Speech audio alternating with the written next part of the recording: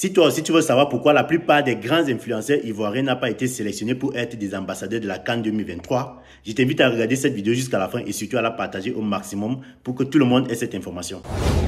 Plusieurs influenceurs ivoiriens sont fâchés parce qu'ils n'ont pas été sélectionnés pour être les ambassadeurs de la CAN 2023 qui aura lieu en Côte d'Ivoire à partir de janvier 2024. Ce que ces influenceurs ne savent pas, c'est que le COCAN, le comité d'organisation de la CAN 2024, a mis sur pied des critères.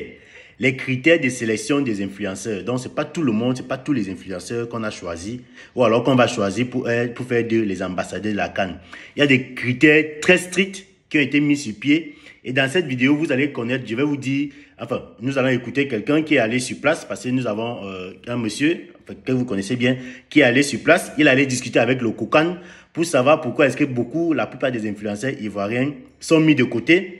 Donc, il a ramené des réponses. Dans cette vidéo, donc, vous saurez quels ont été les critères de sélection des influenceurs pour représenter la CAN.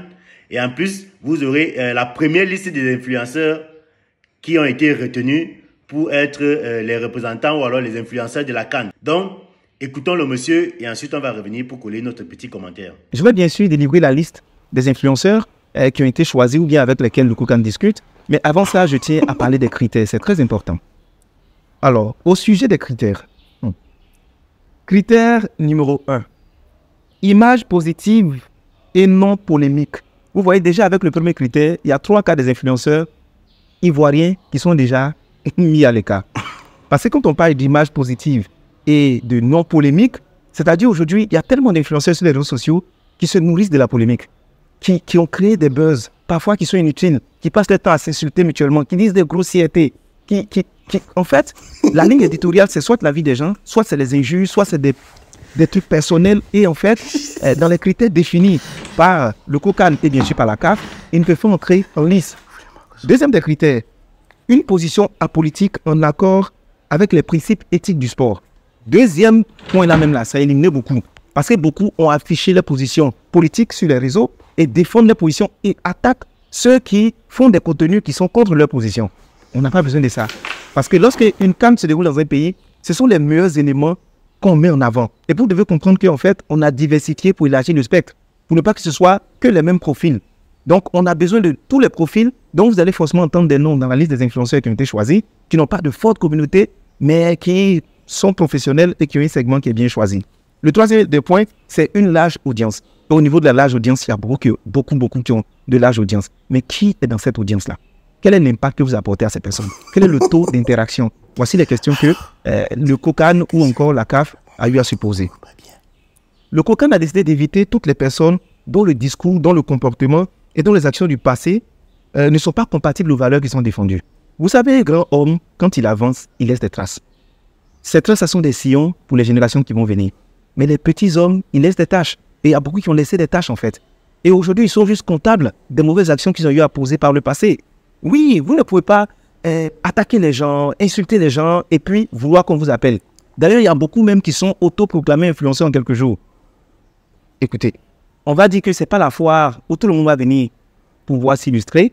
Il y a des critères qui sont minutieux et ce sont ces critères-là que j'ai décidé de partager avec vous. Donc, permettez-moi maintenant de vous donner la liste des influenceurs qui ont été choisis pour l'instant. J'insiste pour dire pour l'instant. Pour l'instant, c'est eux qui ont été choisis parce qu'il y a 2 phases. Il y a la phase de communication qu'on fait en ce moment, et la phase de mobilisation et de sensibilisation qui est chapeautée vraiment par le ministère de la Communication, tout ça. Donc, il y a d'autres qui seront approchés pour la mobilisation. Mais dans ce cadre-là, voici la liste des personnes qui ont été approchées. OneXBet. Inscrivez-vous en utilisant le code promo BRIGADE et bénéficiez d'un bonus de 200% lors de votre premier dépôt. Faites ensuite vos paris et gagnez facilement votre argent.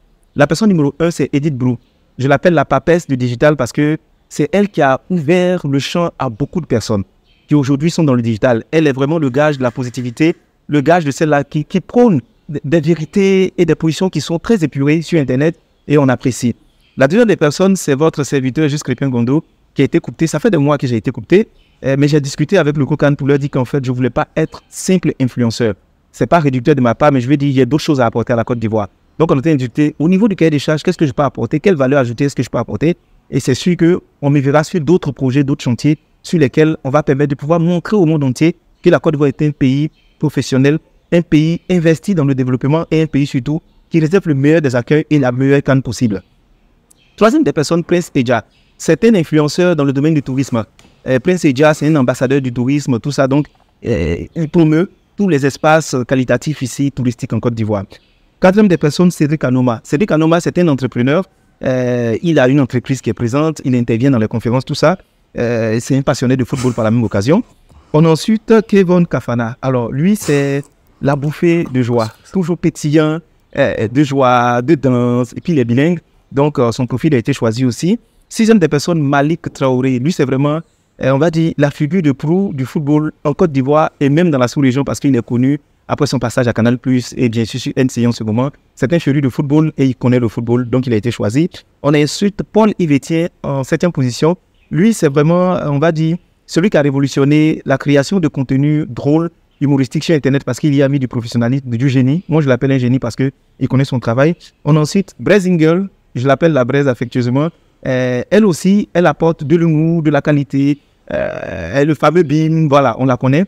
Numéro 9, on a Dan Marcel, ou si on veut, Momo de Dodo, qui fait aussi des contenus humoristiques et qui est capable de truster plusieurs rôles en même temps. Et vraiment, c'est une personne de qualité. Donc, voici les 9 personnes qui ont été écoutées. En qualité d'ambassadeur, il n'y a pas d'ambassadeur qui a été choisi encore, de manière définitive.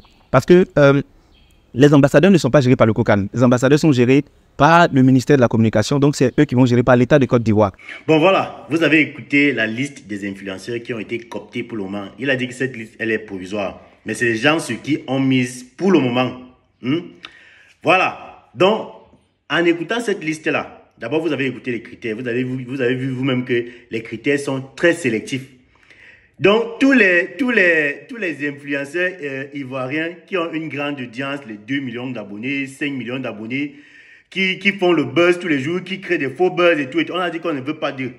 On ne veut pas d'eux.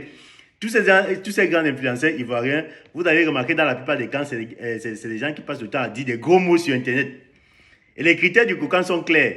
On ne veut pas les gens qui disent les gros mots sur Internet. Parce que vous allez voir, ils sont là, ils ont beaucoup d'abonnés, ils ont une grande audience, mais qu'est-ce qu'ils passent le temps à dire sur Internet? Ta mère con, ton maudit, des choses comme ça.